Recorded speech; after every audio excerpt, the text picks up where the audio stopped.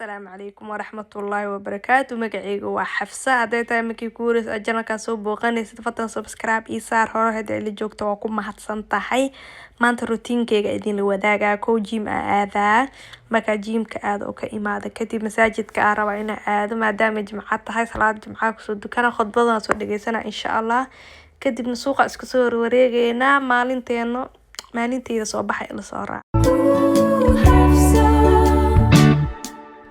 Your name sounds like a quiet den, somewhere safe to start again. They say it means a lion's strength, a whisper with that steady length. Hafsa, you're the morning sun, easygoing and warmly spun. Hafsa, you're a gentle power, blooming like a rare calm flower. قرح مرة أدلي تعوضهم يوسف أبدي دوني تمت بعد ساكنا رعي أني قطرت لعبت دمتي من كدت ضدي يا حفصة يا حفصة نورك في الأفق يلوح يا حافظة الروح يا لبوة في عزها يا حفصة يا حفصة اسمك لحن جميل يا حفصة يا حفصة. بسم الله توكلت على الله ولا حول ولا قوة إلا بالله.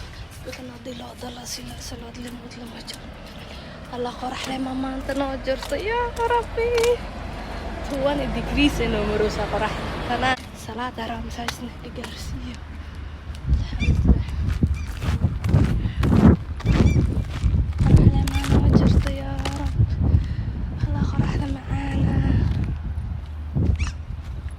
وإن تعدوا نعمة الله لا تحسوها. سنة كسدح بلوضة هنا أمضنا قرح واسك أكتا على خيمة حتى كما هاي الكريم مما يدل على فضلها فقال سبحانه وشاهد ومشهود. قال أبو هريرة رضي الله عنه في هذه الآية الشاهد يوم الجمعة والمشهود يوم عرفة. ويوم عرفة هو يوم كمال الدين وإتمام النعمة. قال الله اليوم أكملت لكم دينكم وأتممت عليكم نعمتي ورضيت لكم الإسلام دينا. قال عمر رضي الله عنه قد عرفنا ذلك اليوم والمكان التي نزلت فيه هذه الآية على النبي صلى الله عليه وسلم وهو قائم بعرفات يوم الجمعة. رواه الشيخان. ويوم عرفة أيها الأحبة يوم الدعاء ويوم يكون اللسان رطبا بكلمات التوحيد لقول النبي صلى الله عليه وسلم أفضل الدعاء دعاء يوم عرفة وأفضل ما قلت أنا والنبيون من قبله لا إله إلا الله وحده لا شريك له له الملك له الحمد وهو على كل شيء قدير. رواه الترمذي وصححه الألباني.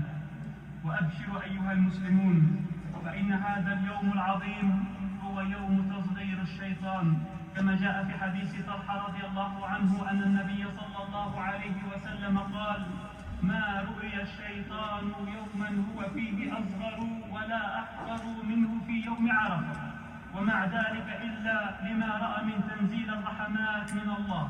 أخرجه مالك.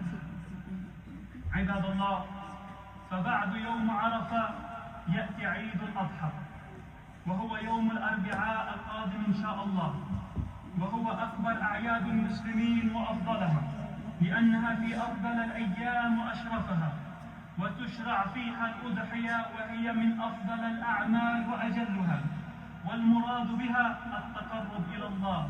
قال الله تعالى إنا أعطيناك الكوثر فصل لربك وانحر. وتوزع الأضحية في بيت المضحي وبين أهله. ومن سنن النبي صلى الله عليه وسلم في يوم العيد الأضحى عدة أمور ومنها أداء صلاة العيد وهي من أعظم شعائر الإسلام في هذا اليوم. وأيضا الاغتسال للعيد والتجمل فيه بأحسن الملابس والتطيب. وكان رسول الله صلى الله عليه وسلم يأتي للعيد من طريق ويرجع من طريق آخر. ومن السنة الجلوس سمع خطبة العيد والعدم الانشغال عنها.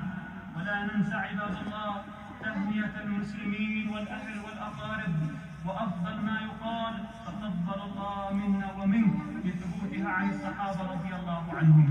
عباد الله، يحرم صوم يوم العيد وأيام التشريق وهم 3 بعد العيد، لقول النبي صلى الله عليه وسلم: أيام التشريق أيام أكل وشرب وذكر لله، رواه مسلم.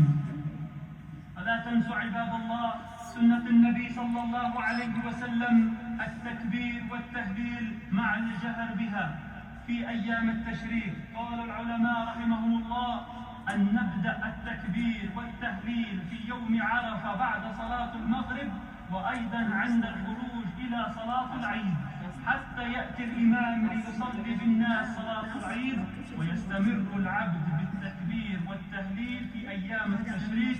والدليل قول النبي صلى الله عليه وسلم: أيام التشريق أيام أكل وشرب وذكر لله.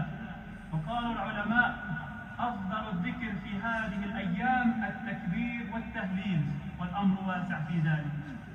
ميان قامع هويستا بنكي لأنتا عن هوري أسحدا حدي أنا ذي لهلل هيو أنا ذي قولن ردومي ذبتا ردومي ذبتا صنفتا دهورا ذكيو هانيت كسيسي هبتكو متبيسو أرقاقو هيو أني إماراتيو حتى هيو باشي أقا هيغا نولشي إفكايبا كنولو أخيرانا هادا إيوهويوي جنادي كويو